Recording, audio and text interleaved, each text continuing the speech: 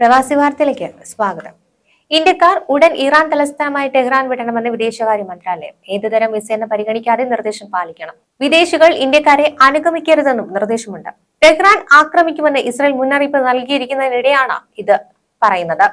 തുടർച്ചയായ ഇസ്രയേലി ആക്രമണങ്ങൾ കണക്കിലെടുത്ത് ഇറാനിലുള്ള ചില ഇന്ത്യൻ വിദ്യാർത്ഥികളെ സുരക്ഷിതമായ സ്ഥലങ്ങളിലേക്ക് ഇന്ത്യൻ അധികൃതർ മാറ്റിപ്പാർപ്പിക്കുന്നുണ്ടെന്നും ഇന്ത്യക്കാരുടെ സുരക്ഷ ഉറപ്പാക്കുവാൻ സാധ്യമായ മറ്റു ഓപ്ഷനുകൾ തേടുന്നുണ്ടെന്നും വിദേശകാര്യ മന്ത്രാലയം അറിയിച്ചിരുന്നു.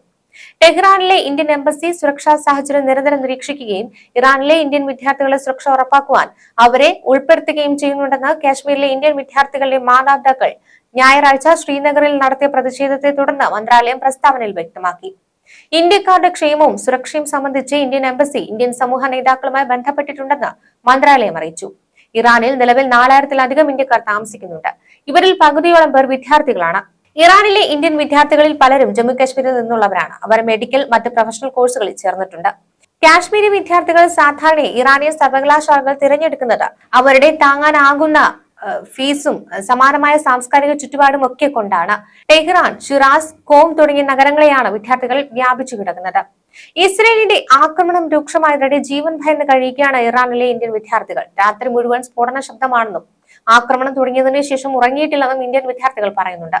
എത്രയും വേഗം തങ്ങളെ ഒഴിപ്പിക്കുവാൻ നടപടി വേണമെന്നാണ് വിദ്യാർത്ഥികളുടെ ആവശ്യം. ഇക്കാര്യം ചൂണ്ടിക്കാട്ടി ടെഹ്റാനിലെ ഇന്ത്യൻ എംബസി അധികൃതർക്ക് ബെഹേഷ്ടി സർവകലാശാലയിലെ വിദ്യാർത്ഥികൾ കത്തയച്ചു. 350 ഇന്ത്യൻ വിദ്യാർത്ഥികളാണ് ഈ സർവകലാശാലയിൽ മാത്രം പഠിക്കുന്നത്. ഇസ്രയേൽ ആക്രമണം തുടങ്ങിയതു മുതൽ താമസ സ്ഥലത്തെ ബേസ്മെന്റിലാണ് താമസമെന്ന് ബെഹെഷ്ടി സർവകലാശാലയിലെ 3ാം വർഷ MBBS വിദ്യാർത്ഥിയും ജമ്മുകാശ്മീരിലെ ഹന്ദ്വാര സ്വദേശിയുമായ ഇംതിസാൽ മഹ്മൂദി പറയുന്നു. കഴിഞ്ഞ 3 ദിവസമായി രാത്രികളിൽ കടുത്ത സ്ഫോടന ശബ്ദം കേൾക്കാം. 5 കിലോമീറ്റർ അകലെ മാത്രമാണ് ഇതിൽ പലതും എന്നാണ് മനസ്സിലാക്കുന്നത്. രാത്രികളിൽ ഉറങ്ങാൻ പോലും സാധിക്കുന്നില്ലെന്നും ഇംതിസാൽ പറയുന്നുണ്ട്. ബോംബാക്രമണ സാധ്യത കണക്കിലെടുത്ത് യൂണിവേഴ്സിറ്റി ക്ലാസുകൾ നിർത്തിവച്ചിരിക്കുകയാണ്. പുറത്തിറങ്ങാൻ പോലും കഴിയാത്ത അവസ്ഥയാണെന്നും ഇംതിസാൽ പറയുന്നുണ്ട്. സംഘർഷം രൂക്ഷമാകുന്ന സാഹചര്യത്തിൽ തങ്ങളെ എത്രയും വേഗം ഒഴിപ്പിക്കുവാനുള്ള നടപടി ഇന്ത്യൻ സർക്കാർ സ്വീകരിക്കണമെന്നും ഇംതിസാൽ പറയുന്നു. Indian embassy help line number പുറപ്പെടുവിച്ചിട്ടുണ്ട്. എന്നാൽ അതുകൊണ്ട് മാത്രമായില്ല തങ്ങൾക്ക് നാട്ടിലെത്തണമെന്നും വിദ്യാർത്ഥികൾ പറയുന്നു. ഇറാനെതിരെ ഇസ്രയേൽ ആക്രമണം ഘടിപ്പിച്ച പശ്ചാത്തലത്തിൽ ഇറാനിലെ ഇന്ത്യക്കാർക്കായി ടെഹ്റാനിലെ ഇന്ത്യൻ എംബസി ജാഗ്രതാ നിർദ്ദേശം പുറപ്പെടുവിച്ചിരുന്നു. ആളുകൾ സുരക്ഷിതമായി വീടുകളിൽ തുടരണമെന്ന് എംബസി അധികൃതർ ആവശ്യപ്പെട്ടിരുന്നു. സംഘർഷവുമായി ബന്ധപ്പെട്ട വിവരങ്ങൾ കൈമാറുന്നതിനായി എംബസി അധികൃതർ ടെലഗ്രാമിൽ ഗ്രൂപ്പ് തുടങ്ങുകയും ഇതിന്റെ ലിങ്ക് കൈമാറുകയും ചെയ്തു. കഴിഞ്ഞ 3 ദിവസമായി ഇറാനിൽ ഇസ്രയേൽ നടത്തിയ ആക്രമണത്തിൽ കൊല്ലപ്പെട്ടത് 224 പേരാണെന്നാണ് റിപ്പോർട്ട്. 1277 പേരെ പരിക്കുകളോടെ ആശുപത്രിയിൽ പ്രവേശിപ്പിച്ചതായി റിപ്പോർട്ടുണ്ട്.